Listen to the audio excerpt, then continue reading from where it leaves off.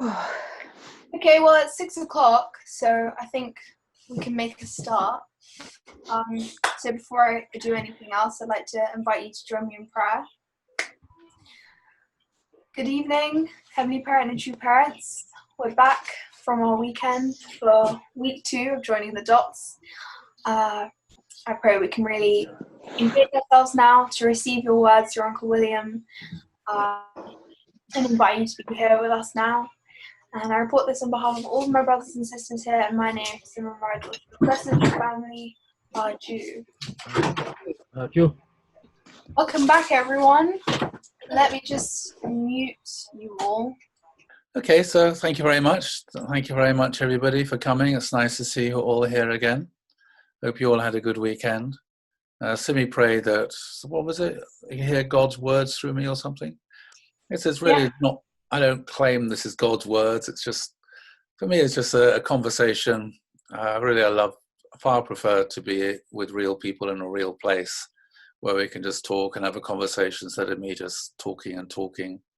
And for me, as I said, it's an experiment. It's an exploratory workshop, trying to work these things out for myself. So for me, it's been a great opportunity just to, there's a lot of work as well, of course, putting together these slides and these lectures and trying to join the dots up myself and to see where it goes. I don't know where the destination is going to be, to be honest. See where we end up. Anyway, so it's like a journey. And okay, so I just, last time, on Friday, we were exploring some of these issues around sex and gender. So I just wanted to just go back over that a little bit because it leads on to what we're going to be talking about next. So we're looking at this whole scheme of what is a nature reality from Pythagoras and his table of opposites, and how either you fit into one column or you fit into another column. And one column is associated with things that are good.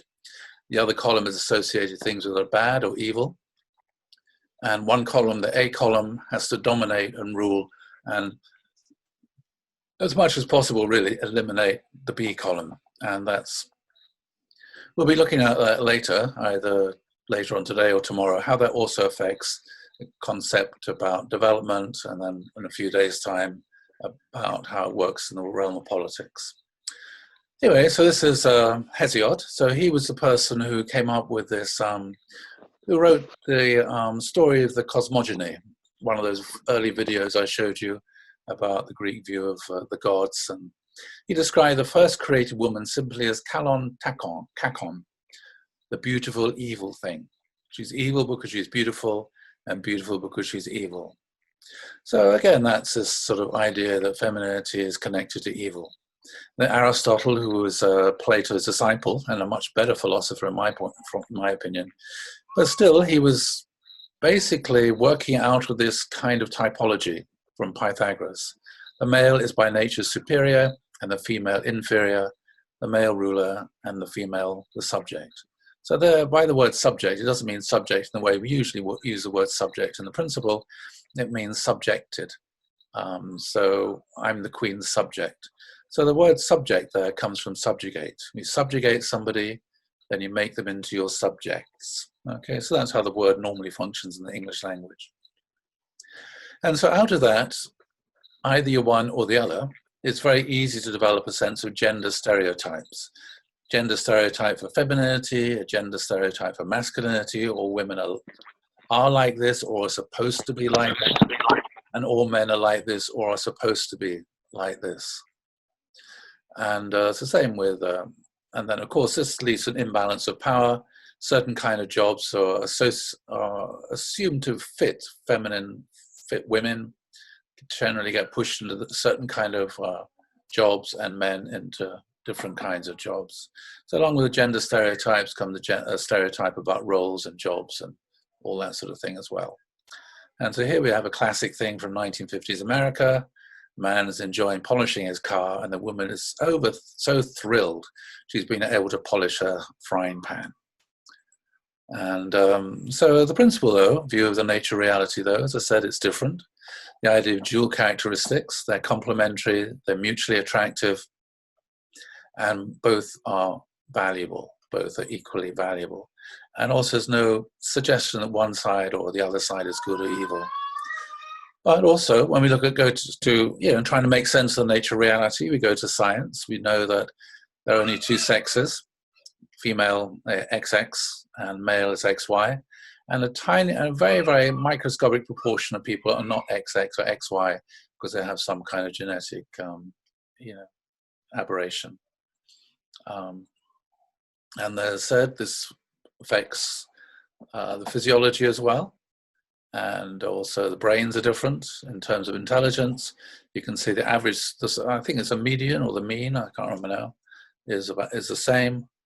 But there are more men who are more intellectual, a bit sort of on the spectrum, you might say, and more women who are less intellectual, less intelligent. So that's the way it is. So that's in terms of sexes. Then the principle then talks also about masculinity and femininity. It says in people, a feminine nature is found latent in men, masculine nature is found latent in women. So here, they're a little dot, but there again, there's no indication. Sometimes in some men, this feminine nature is quite much bigger, and some women, the masculine nature is much bigger as well. So this then feeds into understanding of gender. So you can see here, it's not just all blue and all pink, but it's lunchtime. Okay. Thanks, Poppy. I'm going to have one. Sorry, it's my granddaughter telling me it's time to come and have some dinner, but I'll have it later during the break. And so from that, it's very easy. These are traditional gender stereotypes based upon the Pythagoras' views. Either you're this or you're that, and if you're not, you ought to be. Squeeze into some kind of gender role stereotype. Whereas the principle, though, it's much more connected to the way reality really is. So in the principle, it says within every man, there's a feminine aspect, dimension. Within every woman, there's a masculine aspect. That actually fits with modern psychology and understanding of masculinity and femininity. As I said, there are going to be some men over here and some women that are over there. And so you could say in the case of adolescent females or women whose behavior, personality, and preferences are more masculine. So, there are girls who are more in this end of the spectrum, and the same way as there are boys who are more over in this end of the spectrum.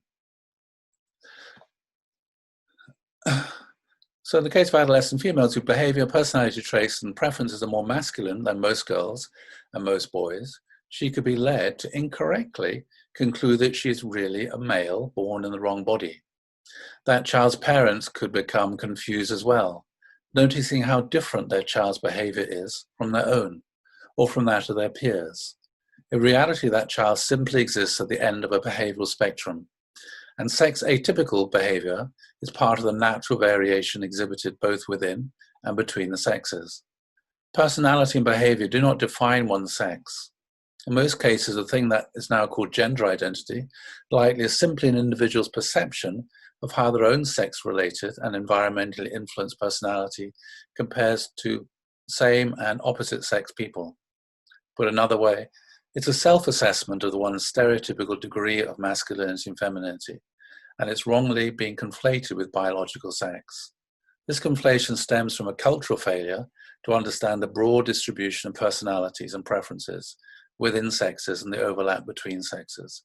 So because we live in you could say, a fallen world, and there's all these kind of stereotypes going around, and particularly under the influence of fallen stereotypes, men should be like this, women should be like that, supported by this philosophical view that we get from Pythagoras, which is also embedded in our language, then people often get very confused very easily by the kind of expectations people have about how they ought to be, and their own expectations about how they ought to be.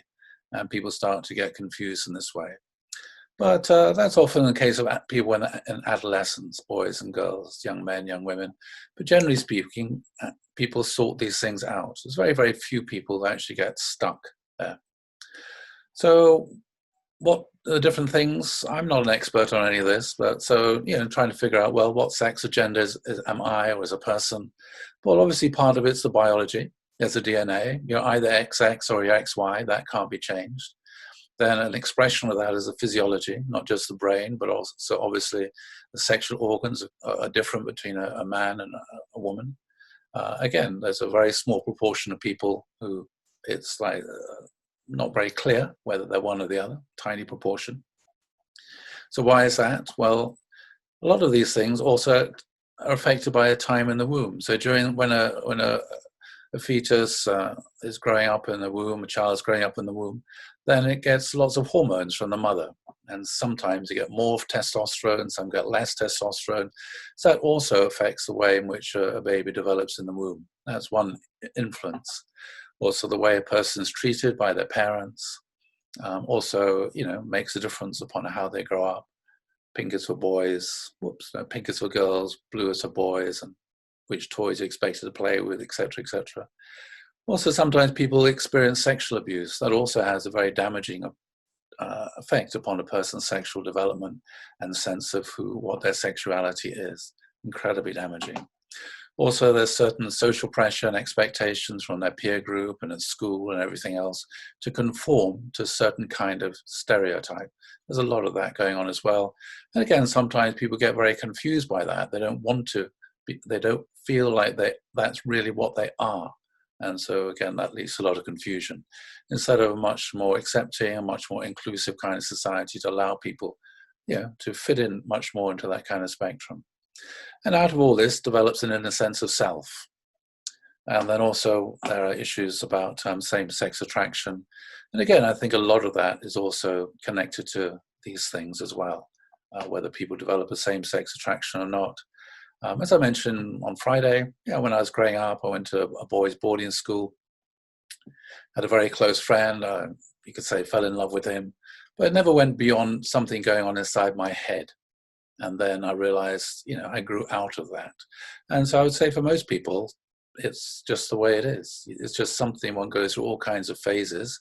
And if one suddenly think, oh, I feel this towards this person, I feel that towards that person, maybe I therefore need to give myself this label, as opposed to recognizing it's just part of our natural inner development, which shouldn't be interfered with by others. And we shouldn't have things imposed upon us by others. Okay, so that's just a little recap of that. Okay, so I'd like to look now, explore this other area, which again is kind of difficult and controversial, at least certainly was a few years ago. So this is something I wrote, put together about 7 years ago, I think now. Anyway, when it was an issue going through the Parliament. So a lot of conversation, discussion about same-sex marriage. So again, it's not saying this is the absolute truth, it's just the way in which I try to engage with these kind of ideas and concepts. So I think the first thing to think about is, well, why marriage? Why marriage? Where did the institution of marriage come from? Well, again, a lot of it's basically from anthropology. So, a man, when he comes along and wants to have sex with a woman.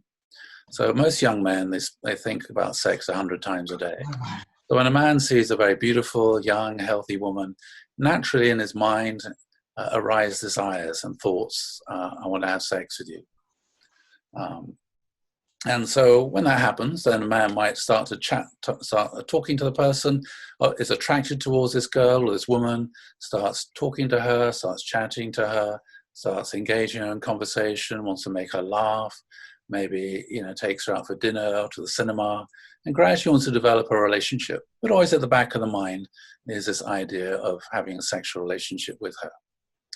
And while he's, approaching her, then of course the woman naturally is always sizing him up. Okay, is he handsome? Does he look healthy? What age is he? Is he intelligent? Does he have a good job? Has he got status?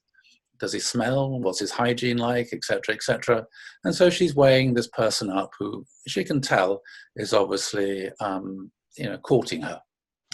And then at some point, then the man will probably sort of suggest, well, why don't we sleep together? Why don't we have a sexual relationship? But then from the woman's point of view, she wants to know. She knows that if she has a sexual relationship with this man, there's a real possibility that she might become pregnant. And if she becomes pregnant, then it means she's got to look after her baby. and if she's going to look after her baby, it means, especially, let's forget about the 21st century. Let's go back, a few thousand, 10,000 years. Then she's going to think, okay, if I get pregnant, if I have a child, then how am I going to look after myself and my child? Who's going to look after me and my baby? How am I going to get food and shelter and all these things? So she's thinking, she wants to know, if she has sex with this man, becomes pregnant, will he take care of her and her child? So she's thinking, is he willing to commit to her? And if he's not willing to commit to her, then obviously she doesn't want to have a sexual relationship with him. You see, in the traditional time, before there's anything like contraception, a woman had sex with a man, it's very highly likely to become pregnant, and all the consequences that flow from that. So she wants to know, is he willing to make a commitment to me? Is he willing to take care of me and my child if I have a child? So the man, on the other hand, he's thinking, well, he doesn't want to take care of another man's child. He's thinking, okay, I'll take care of her and her child, but I don't want to take care of any other man's child.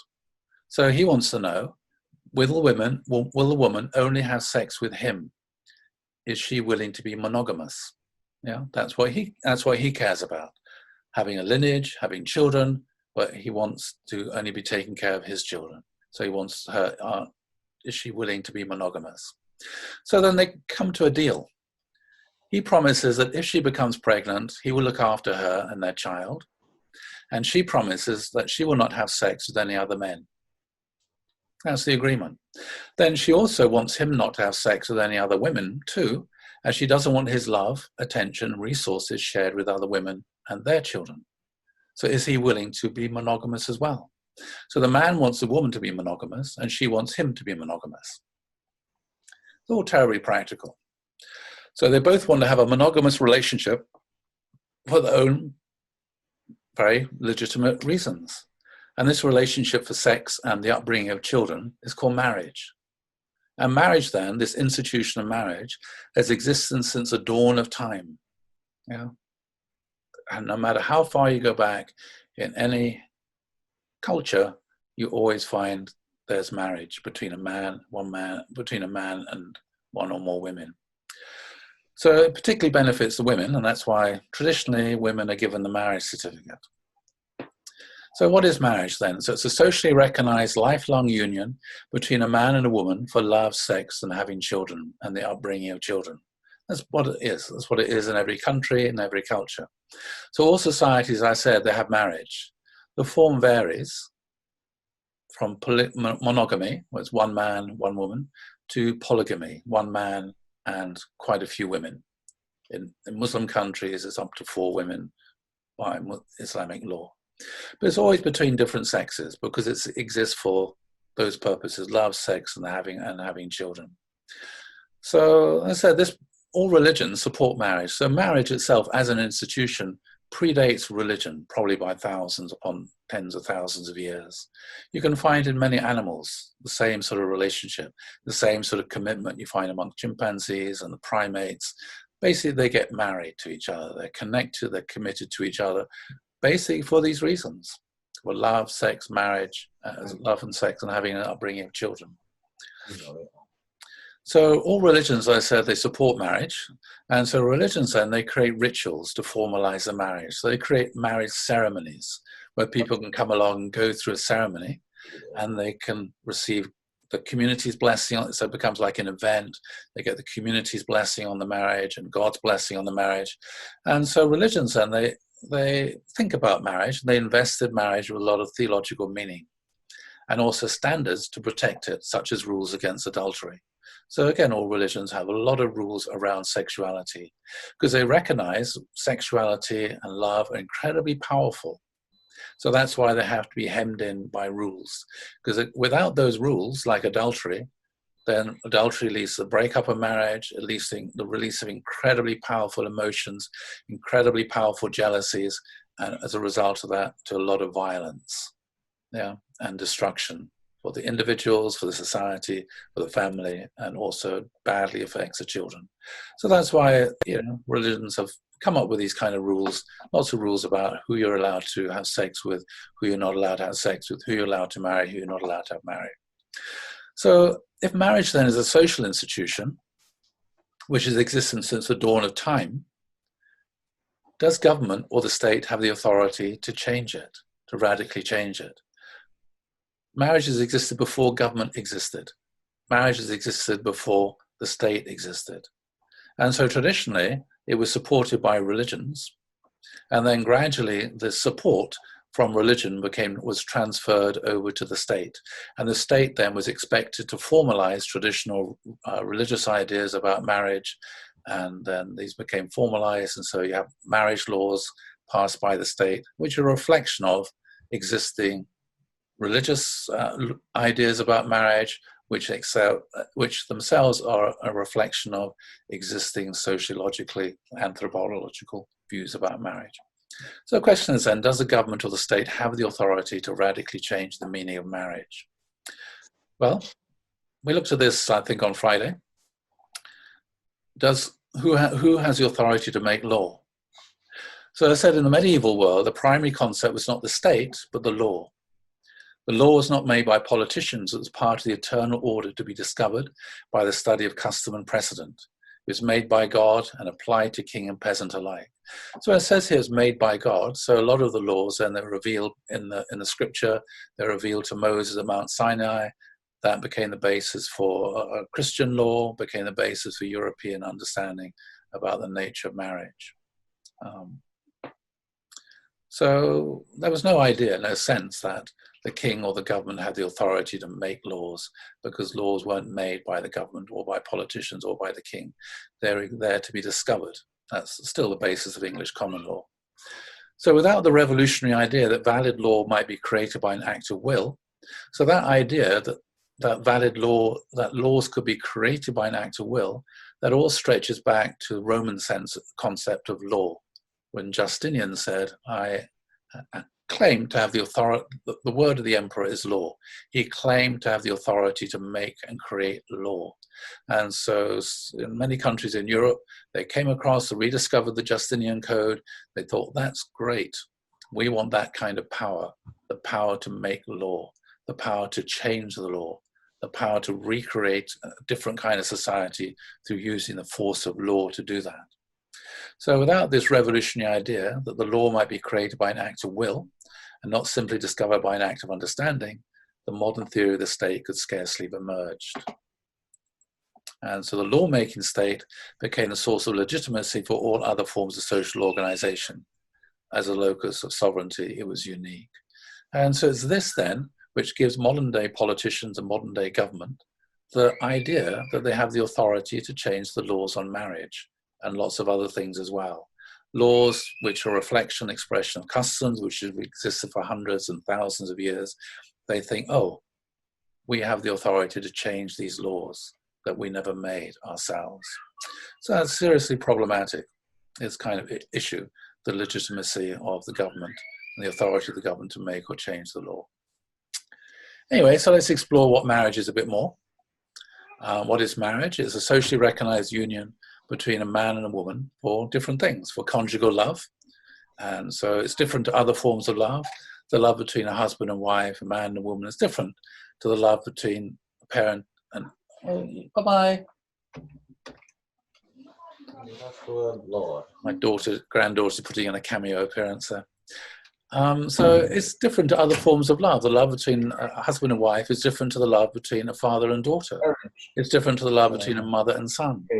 It's different to the love between a brother and sister. It's the difference to the love just between friends. It's a different kind of love. And it involves a union at every level.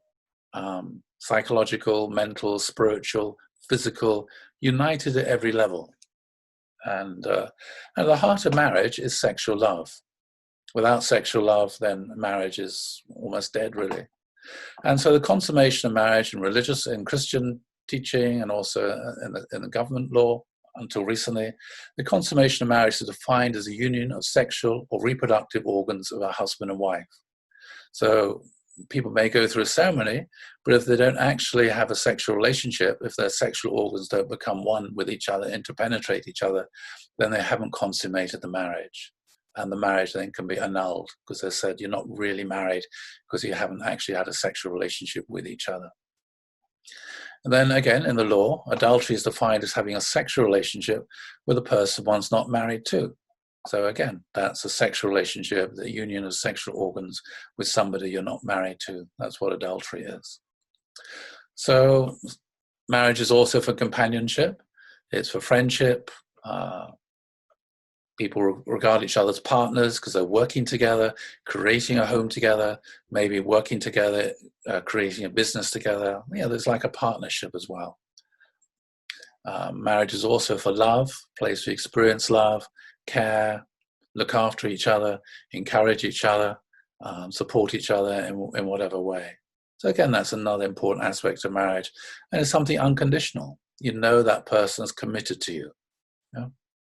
And then also marriage is for procreation. So it's a place where children are conceived and they're given birth to. And so in marriage, then, new life is created. And this is how a lineage is created. And it's also not just for having children, but it's also for the upbringing of children. So for the education, the socialization of the next generation. You teach children how to behave, you pass on stories, traditions, and all these things onto the next generation. And it's well known that statistically, the best outcomes for children in every indices, whether it's education or anything, the best outcomes for children occur when they're brought up in a family headed by a husband and wife that are also their father and mother. That's just a statistical fact. Not everybody, but that's overall, that's the way it is. Of course, there are people who don't grow up in that kind of family who do incredibly well, but just overall, this is the best result. So the traditional understanding of marriage then includes the union of the sexual organs of a man and woman. So when we start talking about gay marriage, the question is then, well, how can that work for homosexuals? How is it possible for the sexual organs of people who are gay or lesbian to be united in that same way that sexual organ of a man and woman can be united? How does that work? So that means they can't have a definition of marriage that fits both heterosexual and homosexuals. So that means the definition of marriage then had to change.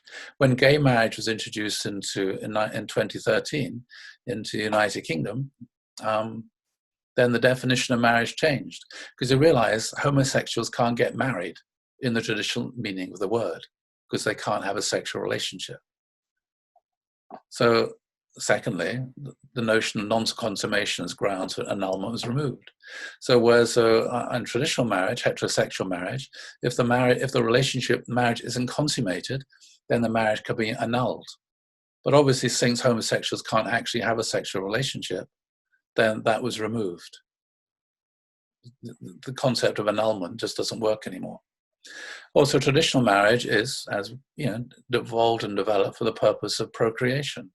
Whereas our homosexuals, they cannot procreate. They can adopt children, but they can't actually have any themselves.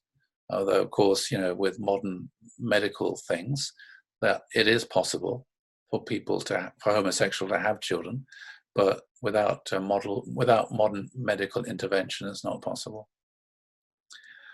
So if the definition's changed and no sexual consummation, no possibility of procreation necessary, then you have to wonder, well, okay, if you can get married without having a sexual relationship, and you can get married without the possibility of having children, well, why should it be limited to people who are homosexuals? Why shouldn't two sisters get married to each other? Why shouldn't a brother and sister who don't have a sexual relationship, why shouldn't they be allowed to get married to each other? There's no longer anything about marriage which is distinctive, because it no longer involves a sexual relationship between man and woman, no longer involves having children. Well, why can't a parent and a child who don't have a sexual relationship, why shouldn't they go and say, we want to get married to each other? Or indeed any two or more random individuals who don't have a sexual relationship, but can enjoy the financial benefits that come from marriage, such as avoidance of inheritance tax. So one of the things that one is able to do if you get married, then obviously your tax status changes in many different ways. So financially, it's very beneficial to be married. So why shouldn't all these categories of people be allowed to get married as well, if it's nothing to do with sexual relationship or procreation anymore? Or indeed, why shouldn't we just have polygamy? Yeah. So these are, I think these are serious questions. So since homosexuals can never get married, as the word doesn't have the same meaning as it had before. So this, of course, raises the question then, are words such as marriage really arbitrary?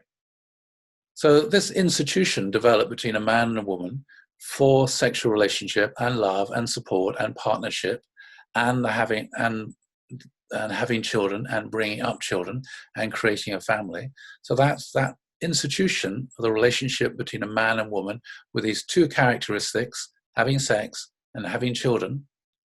That's what anthropologists call marriage. So that's the label given to that institution. Yeah, it's not that people, okay, so it's not arbitrary. So people think, oh, well, the state has the authority then to go and redefine marriage. But marriage was never an arbitrary institution. It was never something which was created by the state or even created by religion. It's been there since the beginning of time because of the nature of what it is to be a human being. So therefore, marriage, as it's traditionally understood, no longer exists. That means you can't actually get married in Britain anymore, because the traditional definition of marriage, which is about sex and having children, has been struck out of the law. The word is there, but the word doesn't have the same meaning as it had before. So no one can get married anymore. That's the reality. It's like people playing Humpty Dumpty. Yeah, that's what it is, Humpty Dumpty. All that matters is whether you have the power to change the meaning of a word.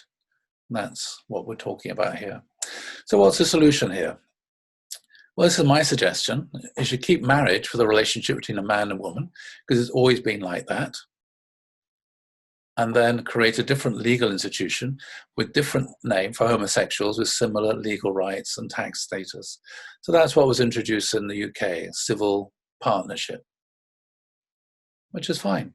It's a legal institution, different name, because it's not, it has to be a different name because it has a different meaning, for people who are gay with similar legal rights and similar tax status. And I think that's the way it should have stayed, yeah, to be honest. So then you have all kinds of other problems and issues which are coming down, which are going to arrive. The religious implications of gay marriage, which is now the law in the UK and quite a few other countries. So what to do about religions that regard homosexuality as a sin or unnatural? And there are plenty of religions that do regard it as a sin or as something which is unnatural. So what are you going to do with these religions then? Because their teachings, homosexuals find profoundly offensive. So what are we going to do? Are we going to ban religions from teaching what they believe? Are we going to ban religions from teaching their traditional moral teachings? Or are we going to say, right, you have to change your moral teachings. You have to change your Bible. You have to change the Quran and edit the Quran, edit the Bible to remove these offensive laws, remove these offensive statements there about homosexuality. Yeah. Is that the way to go? Maybe religions will be forced to marry homosexuals. So if you read if you read any Christian marriage liturgy, it's all about explaining the relationship between a man and a woman, the purpose and the meaning of marriage. So if religions then, churches and other religious institutions are going to be forced by the law, by government, under equalities legislation to marry homosexuals, it means they have to go and completely change the marriage service. It means they have to change their moral teachings. It means they have to change their own religious understanding of the meaning and purpose of marriage. Also, what are you going to do about teachers? As an RE teacher, one of the things you teach is about marriage and family in different religions. So you're going to ban teachers from teaching the beliefs of religions. So that means an RE teacher in an English school, they're going to have to say, actually, these different churches and religions teach this when actually they don't. How's that going to work? So churches that refuse to marry homosexuals will be accused of discrimination under equality legislation, prosecuted. Where does that go? Are priests then going to be arrested, tried, found guilty and put in prison because they refuse to conduct a marriage service, because they refuse to marry homosexuals? Is that the way it's going? So, conclusion then, this legislation so these has huge implications for religious freedom, basically. It hasn't arrived yet, but it will have huge implications for religious freedom when the state starts to impose its morality upon religious institutions and force religious institutions either to be closed down or to change their moral teaching. It's on its way. So this legislation, by redefining marriage, effectively abolishes marriage as traditionally understood. And so gay marriage will lead to the loss of religious freedom. Homosexuals that wish to make a special commitment to each other can do so under the civil partnership legislation, which I think is a good idea. So what do we need to do? I think we need to revive marriage and to bring up our children to aspire to marriage. Because marriage is a very beautiful thing about conjugal love, about creating a family, eternal commitment to each other, loving a relationship with each other, and also a place for having children. So that's my view on that. So this is, again, going back a little bit into the realms of philosophy, and then we're going to see what the implications are. So as I said before, ideas have consequences. It's always important to remember that. You might think, well, these are just ideas. But actually ideas have very, very powerful consequences in people's lives and in the realm of politics, economics, and everything else. And a lot of these ideas, they have very deep philosophical roots, which is important to understand. So this thing I want to look at now and trace is about development. How does development take place? So obviously we didn't appear from nowhere. We haven't always been here. There was a Big Bang a long time ago, about 13.8 billion years ago, and things are developed until finally human beings emerged. This Rodin's thinker, thinking about the universe. So we're going to go back into Plato. I'm sure you'd be thrilled to know that, because as I said, he was a very, very influential thinker. So if we go to Platonism, it's said, so the Greek view was actually, generally speaking, that there is a pre-existing material world. They believe that matter or heil is eternal, that the universe had always existed, that matter had always existed. And so from Plato's point of view, and that of Aristotle as well, and the other Greek philosophers, they said there was a pre-existing material world, and they said that this matter is inanimate. In other words, matter is lifeless. So matter is animate means it has no life. It's just dull, dead, not even dead, because it never ever had any life. And so this dull, inanimate, lifeless matter, how do you get from there to living organisms? If matter is lifeless, if it's inanimate, well, how do you get living organism? How do you explain life? How do you explain all these plants and animals and trees and everything else? How do you explain that? So their basic philosophical assumption, matter is inanimate, and all that exists is matter. So how do you explain the world that we find ourselves with? So obviously development takes place, and there are living beings, creatures. So from this lifeless matter then, they said, or Plato said, order has to be imposed. So that's going back to Pythagoras, if you remember. The top two categories there of Pythagoras' table of opposites was order has to be, and chaos. Order has to be imposed on chaos. But Pythagoras, he was doing geometry, so for him it's a limit, has to be imposed upon the limitless, and you do that by drawing lines, make triangles and squares and things. And so this is the idea that matter then is stamped with a form by a demiurge. Just like you might have a piece of metal, and you get a stamp, and you stamp something onto the metal, and that's how coins are made. Yeah, every coin looks the same because it has a stamp which is the same, and that's how you get shape. That's how you get shapes onto metal, by stamping it. And so, as Ebul Khair said, this is a very traditional view. Both the Platonic and Aristotelian philosophies were attempts to explain the world on the principle of Anaxagoras, that's another philosopher we didn't look at, that all things were in chaos till reason came to arrange them. So going back, if you remember, we talked about fate controls everything, and then that was gone down to Zeus, who controlled everything, pulled the strings, and then taking the original mythology, which is about fate, and then you ended up with the gods, and then you ended up with reason imposes order. And so that's, the myth is translated into a philosophy. So everything then was chaotic until reason came to arrange them. That's the imposition of order by reason. In other words, they started from a dualism of form and matter. So that's Plato again, form, these Platonic forms, and then matter, which is like this form is imposed upon this matter. That's how things have form. You can see our language is based upon this Greek philosophy, which they sought to overcome by subjecting the latter to the former. So again, it's the language of subjugating, imposition of order. The ultimate tendency of such a mode of thought is shown in the Aristotelian conception of the relations of God and the universe. So again, we looked at that briefly. We talked about Aristotle's view of God. God is the unmoved mover, the first cause, etc., etc. Okay, so let's go in and have a look at Plato's myth. So Plato wrote a book, one of many books, called the Timaeus. And in the Timaeus, he presents an account of the formation of the universe. So we looked at the account of the formation of the universe we have in the Bible. Yes, the 6 days of creation. God said things and things happened. Okay, this is Plato's idea of how the universe is formed. And again, we'll look at the implications of that. So Plato is deeply impressed with the order and beauty he observes in the universe.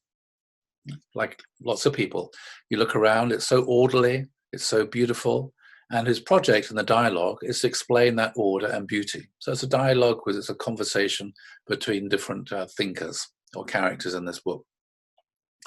The universe, he says, is a product of a rational, purposive, and beneficent or good agency. It's the handiwork of a divine craftsman who, imitating an unchanging and eternal model, so these are the Platonic forms of an ideal state, an ideal table, an ideal plant, an ideal cat. So he's imitating an unchanging and eternal model, imposes mathematical order on a pre-existent chaos to generate the ordered universe. So here you have this divine craftsman. It's not really equivalent to God. It's more like an angel, I suppose. Demiurge. So that's how order is imposed upon this disordered chaos. The chief explanatory principle is teleological. That means purpose-driven. It's about purpose.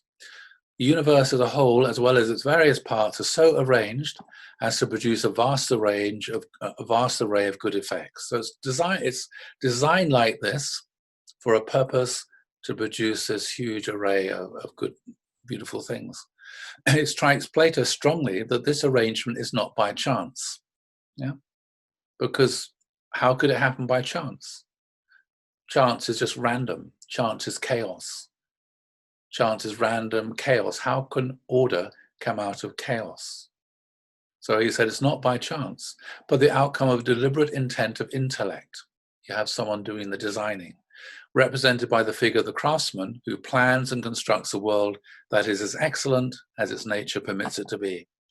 So that's where you have this idea here. You have these Platonic forms existing as Platonic realm, these ideal forms, and the craftsman, I suppose like a sort of, more like, as I said, it's more like an angel, takes these forms and stamps order onto this chaotic matter. And that's how everything comes to have the shape and the structure and the nature that it has. So there we are. That's William Blake, his image of what's going on there with this craftsman, doing all the maths and the geometry and everything else in creating everything. Not I said, it's not God. It's not the Christian understanding or Jewish biblical understanding of God. Something quite different. And so here we got this myth, which led on into the argument for design. So somebody called William Paley, he was an English priest and theologian and philosopher, and he wrote a book called Natural Theology. And he said, nature contains every manifestation of design. Design must have a designer. That designer must have been a person. That person is God. So he comes up with an argument to prove the existence of God. And it's the argument from design. When you look at the world in which we live, it looks like it's been designed. Therefore, there must be a designer. Therefore, that designer is a person, and that person is God. And his sort of metaphor, image he used for that, supposing you were walking along on a heath and you came across a stone and you picked up the stone, you would realize that this stone is just a product of random forces, natural forces. You wouldn't be surprised by it, wouldn't be shocked to find a rock or a stone with a strange or unusual shape. You realize, well, that's just by chance. If, on the other hand, he said, you're walking along this heath and you came across a watch and you were not surprised to find a watch there, oh, well, just like I find a stone, I'm not surprised to find a watch here. It just happened by chance, just like the stone did. You'll be a bit surprised if someone had that kind of attitude. Because when you look at a watch or a clock, it's obviously the work of a designer. And so that was a very long, very popular argument for hundreds of years. Still is today. And this is Alister McGrath, a contemporary Christian theologian and philosopher, said, the same complexity and utility, usefulness, evident in the design and the functioning of a watch, can also be discerned in the natural world. So that's his argument. Okay, you've got a design, you've got a watch, it looks like it's got design. It couldn't have come about by any means other than being designed. Therefore, there must have been a designer and a watchmaker. He says each feature of a biological organism, like that of a watch, showed evidence of being designed in such a way as to adapt the organism to survival within its environment. Complexity and utility are observed. The conclusion that they were designed and constructed by God is as natural as it is correct. Okay, see something is really complicated, it's extraordinarily complex, therefore it must be the result of design, therefore there must be a designer, therefore God exists and God is the designer. So that's a general argument, a very popular argument. And so, these different people, they use different examples. One classic example is to say the human eye is designed. The human eye is so complex, it couldn't have come about by random mutation and natural selection. Therefore, it must have been designed. That's the general argument. And it's a very common one. Sometimes it doesn't quite work. So this is Isaac Newton. So he was a great astronomer, and with his theory, the laws of gravitation, laws of gravity, and his theory of how planets move around the sun, he was able to predict lots of things, the way the planets revolve around the sun. As he said, in circles concentric with the sun, and with motions directed toward the same parts and almost in the same plane. But it's not to be conceived that mere mechanical causes could give birth to so many regular motions. He couldn't imagine how would it be possible for all the planets to be going around like that. This most beautiful system of the sun, planets, and the comets could only proceed from the counsel and dominion of an intelligent, powerful being. So he said that as a powerful being, intelligent, powerful being, decided to put the Earth a certain distance away from the sun and the moon a certain distance away from the Earth and everything like that, because otherwise he couldn't explain it. So there are certain gaps in his theory. Yeah, he was able to explain a lot of things, but some things he couldn't explain. So he would bring in God to explain that. God keeps the thing going. Yeah, from time to time, it looked like the planets weren't quite fitting, doing what they were supposed to do. So he said, well, from time to time, God intervenes and hurries one of them up so it can catch up or something. Yeah, so it's called the God of the gaps argument. God fills in the gaps where science can't explain things. And so let's have a look at this. Again, it's a very popular argument, the God of the gaps. We can't explain it, therefore God. Yeah. So, there are Christian theologians and philosophers and quite a lot of people who go along with that. Oh, we can't explain this, therefore God or the spirit world or an angel must have intervened or something to make it happen. This is Dietrich Bonhoeffer. He was a Protestant, German Protestant Christian, lived during the time of Hitler and was an opponent to Nazism and was executed, I think, just before the end of the war. So he thought a lot about these sorts of things. And he said how wrong it is to use God as a stopgap for the incompleteness of our knowledge. If in fact the frontiers of knowledge are being pushed further and further back, then God is being pushed back with them and is therefore continually in retreat. We are to find God in what we know, not in what we don't know. So he said, as science develops, a lot of these gaps are being closed. And so God is in retreat. And he could see the possibility one day science would be able to explain everything, in which case, where's God? Yeah, God gets left out. And this is Francis Collins. He used to be an atheist, but then he became a Christian. And he's a leader of the Human Genome Project, director of the National Institute for Health in the United States of America. And he made the same kind of argument. This is relatively recently. He said, faith that places God in the gaps of current understanding about the natural world may be headed for crisis if advances in science subsequently fill those gaps. Faced with incomplete understanding of the natural world, believers should be cautious about invoking the divine in areas of current mystery, lest they build an unnecessary theological argument that is doomed to later destruction. And there are a lot of people that do that. They say, well, God, science can't explain this, therefore we have to invoke God to fill in that gap. But then 10 years later, science can explain it, and where's God? And so this is someone called Charles Coulson. I'll come across him again later, a Christian, professor of mathematics at Oxford University, and also a theologian. He said, either God is in the whole of nature with no gaps, or he's not there at all, and that's it. Either God is there everywhere, permeating the whole of the natural world, or God isn't there at all. You can't have it, God in the gaps. It's not a good theology. And so what William Paley was doing then with theory of design, we can't explain this, therefore there must have been a designer. Yeah, we can't explain how it is that something should be so incredibly complicated and it can't have come about randomly, therefore God must have designed it. That's the problem.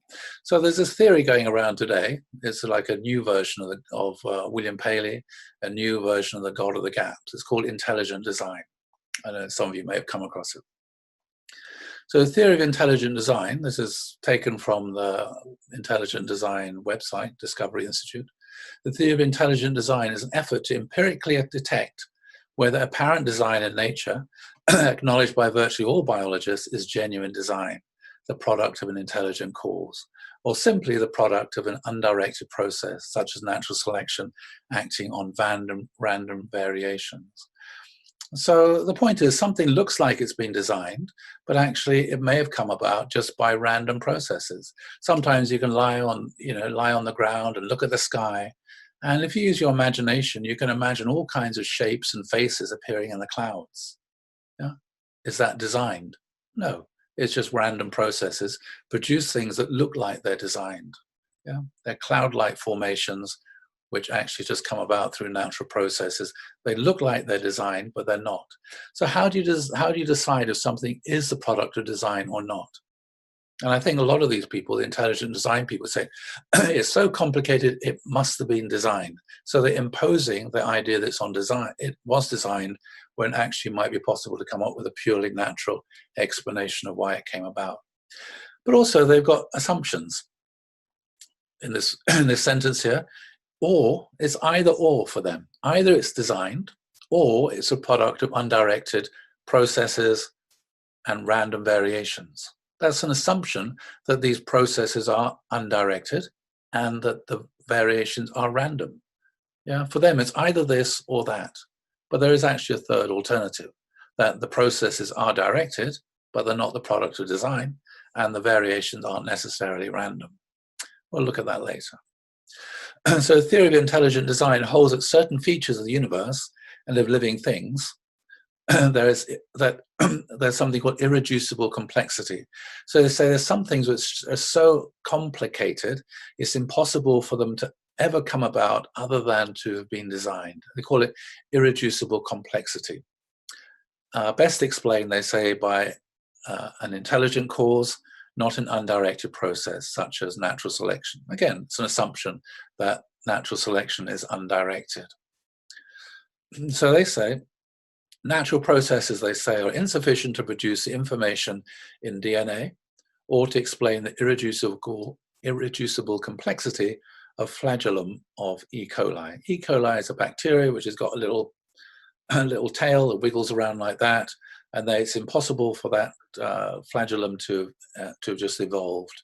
Yeah, it must have been designed. Somebody must have had a drawing board with this particular bacteria and designed it to have that kind of, the DNA to include that. It couldn't have come about in any other way, they would claim. So they say intelligent design, they say, is sufficient to produce the information in DNA. Therefore, they say intelligent design is the best explanation of the information in DNA. So this comes from something called the Discovery Institute. One of the main scholars in the Discovery Institute is somebody called Jonathan Wells. I came across his work about nearly 30 years ago, I guess. I was reading an article, Darwinism, the Argument to Design. This is the argument that he wrote in this article called Darwinism and the Argument to Design. So William Paley, he was the argument from design. You see design, therefore God exists. So it's an argument from design. You see design, therefore there must be a designer, therefore God exists. Jonathan Wells didn't like that argument, and he turned it upside down, and he called it the argument to design. He said, this is just straight from his article, if God exists, then human beings are designed. So that's an assumption right there in the beginning. Okay. If God exists, then human beings are designed. Then he says God exists, that's his assertion, therefore human beings are designed. I don't think it's a good argument myself, but anyway, he's supposed to be a scholar. And then he said, a denial to design and the argument to design is tantamount to denial of God's existence. So in other words, if you can show that something comes about which hasn't been designed, then you can prove that God doesn't exist. So according to Jonathan Wells, if one can give a natural explanation for the human body which does not require a designer, this proves God does not exist. He's really set himself up here. Really set himself up. If one can give a natural explanation for the human body which does not require a designer, this proves God does not exist. So he's resting his whole case for the existence of God on his assertion that the human body is designed. The question is the human body designed? And my claim for a long time was that if the human body is designed, it's been poorly designed. I get backache.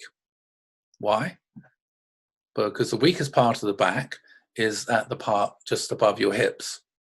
Why is that so weak? Well, because primates used to go around on 4 legs. And so the weight then wasn't borne by that part of the back.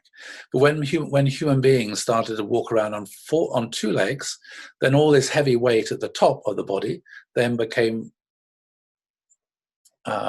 pushed down on that lower back, which is why people get so many lower back problems, because wasn't well designed in that sense. There's also the birth canals, not well designed, blood vessels in the eye, not well designed. And just recently somebody wrote a book about this, which I'm happy to see. It's not just my ideas, somebody else who knows much more about physiology said, the not so intelligent designer, why evolution explains the human body and intelligent design does not. You go read it. So there's an argument here about why the eyes are badly designed. And so it talks about this and this and this, and explains that because the blood vessels go over the lens of the eye, then that causes huge problems. If the blood vessels went a different way round, then you wouldn't have lots of problems, eye problems that people have. also points out that all the blood vessels go through a particular hole at the back of the eye. If they didn't go through that, then we wouldn't have a blind spot.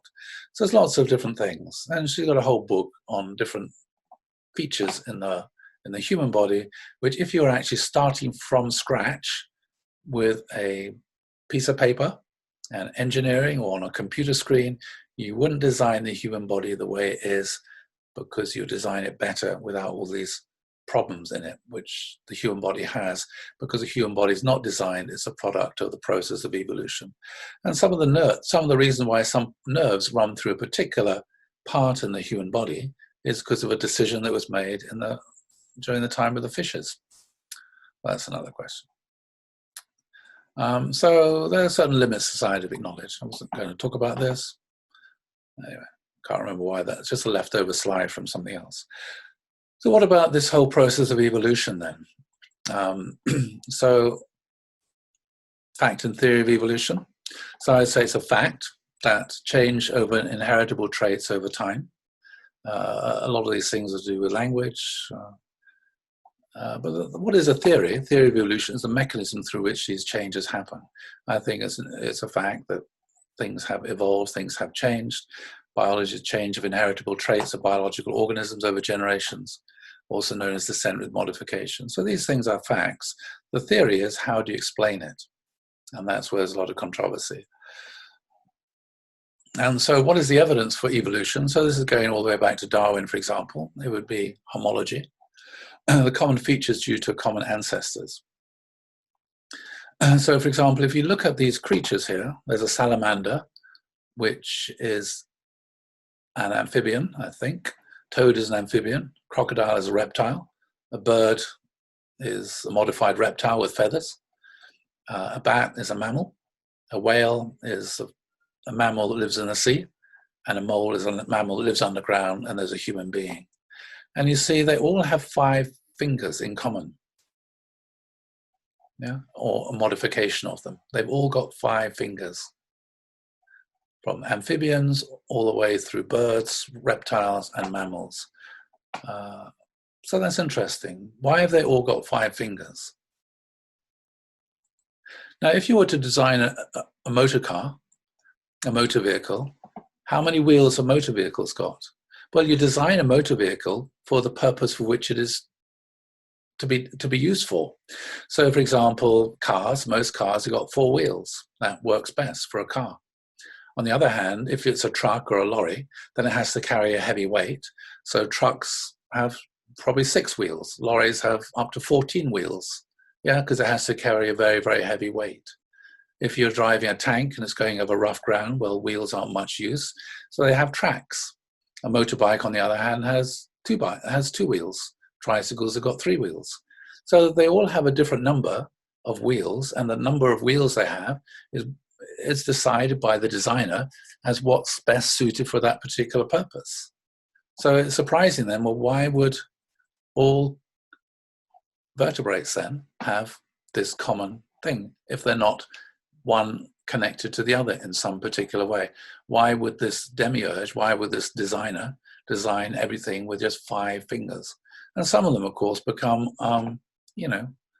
in horses, for example, they've still got 5, but some of the bones just become almost redundant because they're just not needed. But the bone is still there.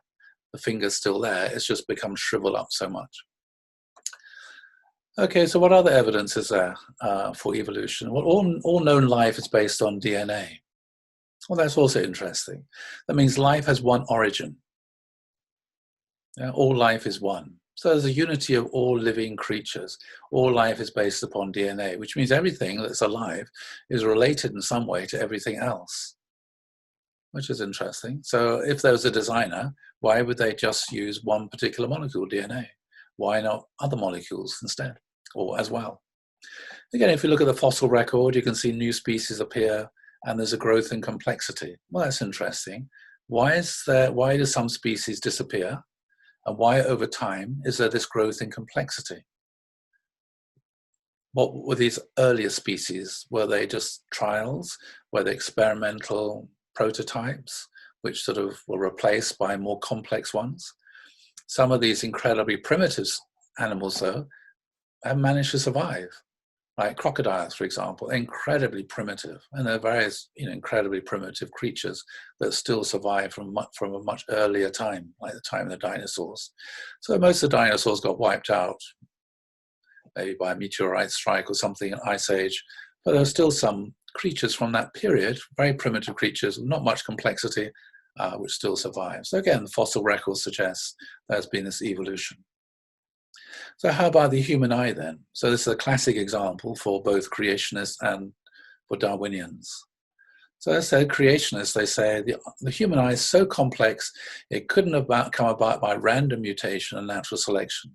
Therefore, it must have been designed. Now, on the other hand, a biologist would say, well, actually, it is possible to work out a pathway by which the human eye has evolved. So many different types of eye exist in the world of living creatures. Some of these is just like one cell, which is light sensitive. Yeah.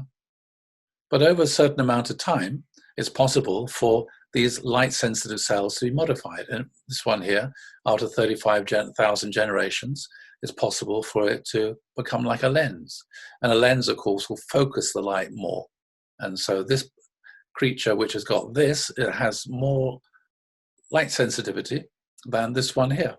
A few more tens of thousands of generations, and it's possible, evolutionary pathway, in about 400,000 generations to end up with a human eye. So when you get a modification, then these modifications are selected for. If there's a modification, either it's advantageous or it's disadvantageous. If it's an advantageous modification, then that creature is more likely to live and less likely to be killed or eaten. So then it passes on that modification to the next generation. And if some generations later there's another modification, and this modification is more advantageous, then that creature will, again, that modification will be more likely to be passed on to the next ones. Now you can see these sort of things happen. So as I said, if it's designed, it's poorly designed. So when you look, there's certain decisions that were made at some point along here about where the optic nerve goes and things like that, which actually for an eye like this are not really helpful. Could have been designed better from that point of view. And so this is the mechanism for evolution biologists support. They talk about being natural selection. So this is the argument. They say the random variations. So this is an assumption these variations are random. It's quite possible they're not random variations. But anyway, they say the random variations, and these random variations means there are many differences between individuals. So we look at people. There are lots of differences between human beings and people. And some of these differences make it easier for that person to do well and prosper and survive in life. And other differences make it much more difficult and much less likely this person will be able to thrive and survive and pass on their genes to the next generation. So here it's talked about the struggle for survival. So again here, that's interesting, use of language, struggle for survival. So again, that's going very much back to this sort of Platonic, well, sort of Pythagorean idea of its progress through conflict. One doesn't need to talk about as a struggle survival, one can actually use different language. But this is the language used by Darwinians and biologists, struggle for survival. Anyway, so what happens? Only a minority of the offspring survive and reproduce. The ones that do survive and reproduce are the ones best adapted to the local ecology. So as the ecology develops and changes, then creatures adapt and change. And you can see that, the survival of the fittest. So advantageous adaptations are passed on to the next generation. So that's the general argument. But there are many, many unsolved problems. So Darwinism is a research program with many unsolved problems. So Darwin wrote his book, The Origin of the Species, about 150 years ago. Basically, the broad outlines are still supported by most biologists.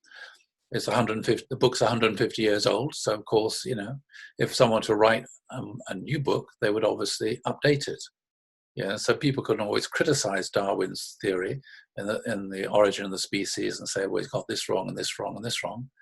But the same way people can criticize Newton and say he got that wrong and that wrong and that wrong.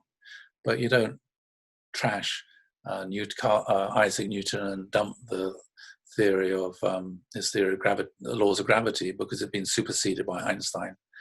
So anyway, Darwin himself was incredibly critical of his own book and of his own work, because he himself realized that there were many holes in it. He said, this is as far as I've got. There are many holes and many unsolved problems. And he expected in time that more scientists and biologists would come along and try and fill in some of the gaps, basically. And that's what's happened over the last 150 years. The one question is, well, what is the source of variations and improvements? The general assumption, so as an assumption, as I said, is that these are random mutations, but it may be something else. Yeah. So more recently, there's something called epigenetics has been developed. So there's always a basic assumption that the mutations are random. But then recently, the last, 10 years or so, this new science of epigenetics has appeared, where people realize that actually the DNA is not fixed. Depending upon how people think and how they behave and the experiences that they have, their DNA can become modified. Yeah? And so that's how these modifications, which are passed on to the next generation, can be generated. They're not necessarily random. There's an interaction between the environment and a person. This affects them. This is their mind, and the soul affects the physical body. This can also affect the gametes, can switch on, certain genes get switched on, certain genes get switched off. And these things then can be inherited by the next generation. There's more and more evidence of this appearing. It's a big research area. So again, there's a big hole in Darwinian view, didn't know, and some of these holes are being filled. How does speciation occur? Again, this is a big problem, macroevolution. It's quite easy to see how things evolve and develop and change within a species, but there's a big question, well, how does speciation, how does new species appear? Again, that's an unsolved problem, something which people are looking into. Also, the lack of intermediaries in the fossil record. It looks like one species disappears, another one disappears out of nowhere almost. How do you explain that? Don't know yet. How did DNA appear? First of all life is descended from DNA, and DNA is the most complex molecule. As far as we know, it's the most complex molecule in the entire universe. We haven't come across anything more complex. So how did DNA appear? At the moment, DNA can only be multiplied with the help of RNA, but RNA itself is created from the DNA. It's like a chicken and egg situation. So again, how did DNA appear? We don't know. But again, this is all something that scientists are trying to figure out. And there's no reason, in my view, that a lot of these things won't be sorted out or worked out in the next 100 years or so. Of course, another problem, how do you explain consciousness? That is a huge mystery for all scientists, biologists, everybody. How do you explain consciousness? If you think that everything is just matter, how do you explain consciousness? Okay, because what happens here is consciousness feeds back through epigenetics and affects DNA. How do you explain that? Where does consciousness come from? Again, it's another huge question, which again, scientists are trying to make sense of. So it's like a research program. But anyway, the other question is Darwinism compatible with belief in God? And okay, so a lot of people say, no, it's not. But let's have a look and see. So let's have a look at Darwin himself. So as a young man, Darwin believed in traditional Christian theology, the Nicene Creed, Adam and Eve, the fall, etc., etc. And he was studying to be a priest. But he went off on this journey. He was very interested in biology because his dad was. And so he went off on a journey on the Beagle, and later he lost faith in traditional Christian doctrine. Okay, so but the important thing is to understand, why did he lose faith in traditional Christian doctrine? He said, I cannot persuade myself that a beneficent, a loving, and all-powerful God would have designedly created parasitic wasps with the express intention of their feeding within the living bodies of caterpillars. So he said he could not believe that a loving, all-powerful God would design these tiny little parasites that would live inside a caterpillar, making the life of a caterpillar completely miserable because it's just eating up the insides. Why would a loving and all-powerful God design these parasites? He couldn't believe it. But that's a Christian doctrine was, everything is designed by God. But he couldn't accept that. He couldn't accept the idea that why would God design evil? Why would God design a world which is based on suffering? He couldn't accept that. And I would say, I can't either. You know? So he said, I've never, and another reason was, another shock to his faith was when his daughter died. Again, that was a big shock. Because again, it's a Christian doctrine that the fall of man was part of God's plan. So that God would be able to demonstrate his love through the crucifixion, the resurrection of Jesus. God could demonstrate his love to bring salvation to those who are predestined before they're born to be saved. Again, Darwin couldn't accept that. He said that's not right, that God should predestine some people to be saved and some people to go to hell, and that he could allow the fall to take place or cause the fall to take place, which is what Augustine taught, oh happy fall. Because of the fall, it means we have the opportunity to experience God's forgiveness and God's love. Darwin couldn't accept that traditional Christian doctrine, and nor can we, because that's not what we understand about the nature of God. We don't think that the fall of man was part of the plan, not at all. So he said, this is Darwin said, I've never denied the existence of God. It wasn't God that he had a problem with, it was Christian doctrines. I think the theory of evolution is fully compatible with faith in God. I think the greatest argument for the existence of God is the impossibility of demonstrating and understanding that the immense universe, sublime above all measure, and man were the result of chance. Yeah, so that's what he said. He couldn't believe it's all a result of chance, but he couldn't accept traditional Christian doctrine. And he certainly didn't think his idea was incompatible. So again, at the end of The Origin of the Species, he said there is a grandeur in this view of life, with its several powers having been originally breathed by the Creator into a few forms or into one. And that while this planet has gone cycling on according to the fixed law of gravity, from so simple a beginning, endless forms, most beautiful and most wonderful, have been and are being evolved. So I had this sense that matter is not inanimate. God breathed life into matter and it just started developing. Yeah. So he rejected in that sense Greek ontology. So Darwin then, he argued in favor of evolution and against separate creation. So what he argued against was the idea that God individually designed mosquitoes, and that God individually designed parasites, and that God individually designed smallpox viruses to make our life miserable. That's what he was objecting to. He denied that God had separately created all these different bacteria and all these different viruses and all the different things which make life for ordinary living creatures miserable and hell. So he said it's possible to argue that evolution was a process through which God worked through. Yeah, so that's his difference. And so it's interesting to see how was Darwin's ideas received in the 19th century. So he wrote his book about 150 years ago. So how was it received? We often think, oh, there's a big argument between science and religion, and the Christian churches rejected Darwin. But actually, it's not the case. This is a book written, well, for me, it's recent memory, but anyway, 40 years ago now. In the 19th century, with a few exceptions, the leading Christian thinkers in Great Britain and America came to terms quite readily with Darwinism and evolution. They didn't find they were incompatible, because they say, yeah, it's quite possible that God works through the process of evolution. It wasn't a controversy. This is Reverend Charles Kingsley. He was very noted, wrote a book called The Water Babies and various other things.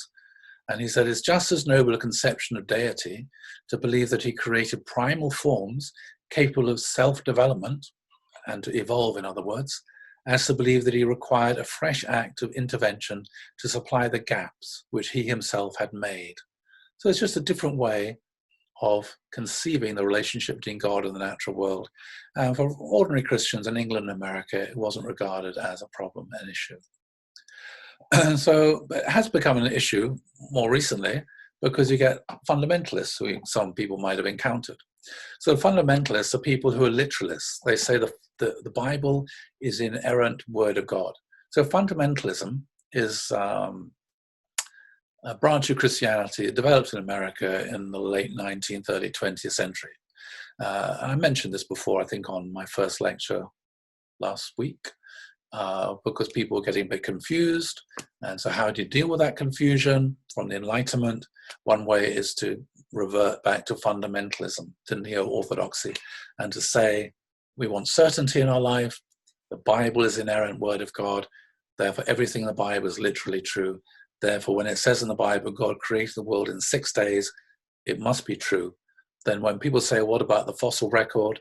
Then a typical argument is God put these fossils in there, which look like they've been created millions of years ago, in order to test people's faith. Okay, how else can you read the Bible? Well, you can read it contextually, recognizing the meaning of the text dependent upon its context. This is a traditional way in which Jews and Christians have read the Bible. And it's the way advocated by John Paul II and others. The meaning of the text dependent upon its context. Text should be examined rationally. You need to engage your brain when you're examining it. Is this myth? Is this law? Is this a story? Is this history? Engage your brain. Recognize the Bible contains many metaphors and symbols. And so the principle does that. It says, let's engage our brain. Don't find talking snakes anywhere. You don't become a sinner because you've eaten a particular fruit. Let's demythologize it. Let's recognize that a lot of this is symbols and metaphors. As the Pope said, and because he's a Pope, he got it right, the Bible itself speaks to us of the origin of the universe and its makeup, not in order to provide us with a scientific treatise.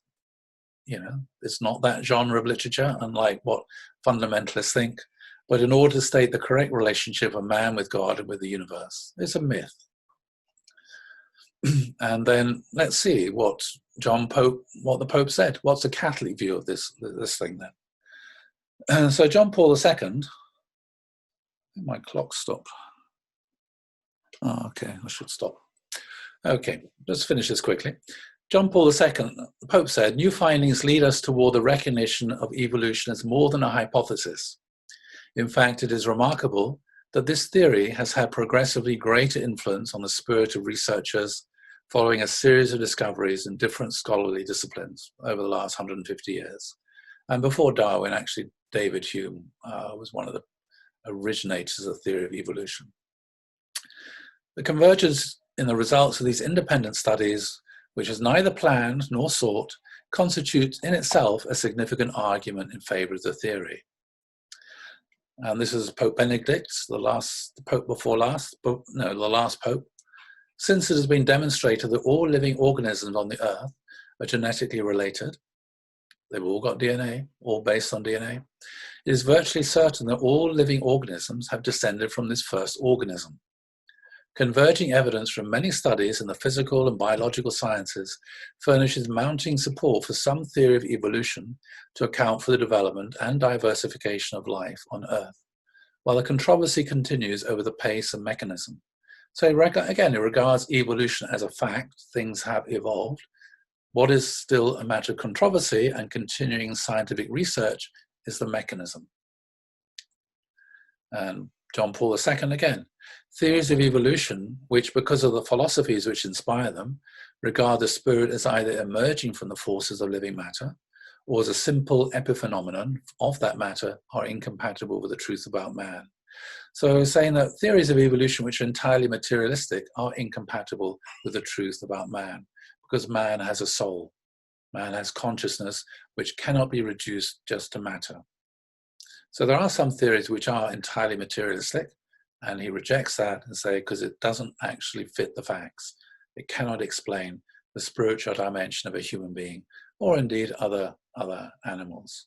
And again, Benedict, the theory of evolution does not invalidate the faith, nor does it corroborate it, any more than Newton's theory, well, I can explain how things fall, it's the laws of gravity, doesn't corroborate or invalidate Christian faith.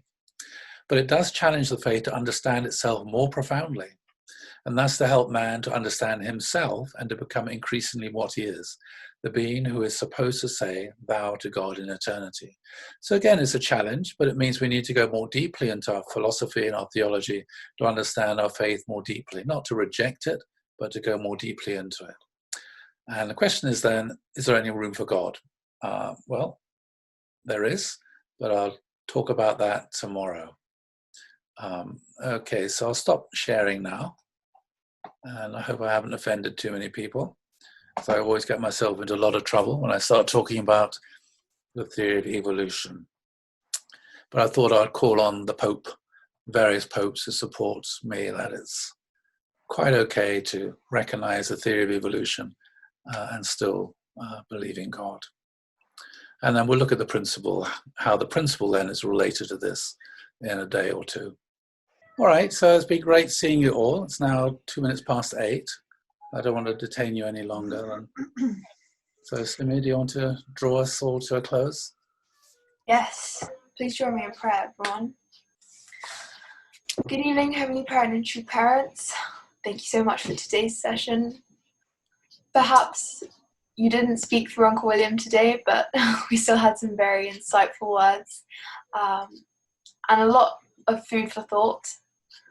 So we're very grateful, and I pray we can now process this over the next day and be here ready to receive more tomorrow. And I want to offer this time to you now on behalf of everyone here. And my name is Emma Murray, daughter of the Best Central Family. Thank you, everyone. Well, thank you. Have a nice evening or rest of the day.